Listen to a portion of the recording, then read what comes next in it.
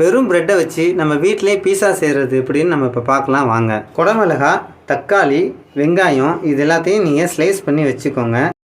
ஒரு கடாயில் 4 ப்ரெட்டு துண்டை எடுத்து அதை நல்லா பிச்சு போட்டு அதில் தண்ணியை ஊற்றி நல்லா கிளறி விடுங்க. அது மேலே ரவை இருக்குது பார்த்தீங்களா, அது கொஞ்சமாக ஒரு 3 ஸ்பூன் அளவு சட்டியோட ஒட்டாத அளவுக்கு நமக்கு வந்துடும், ஒரு பதம் கிடச்சிரும்.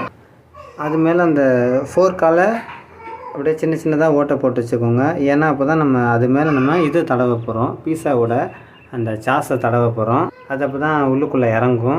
சீஸ் வாங்கி அது மேலே நல்லா துருவி போட்டுக்கோங்க. சீஸ் எந்த அளவுக்கு இருக்கோ அந்த அளவுக்கு நமக்கு ருசி கிடைக்கும்.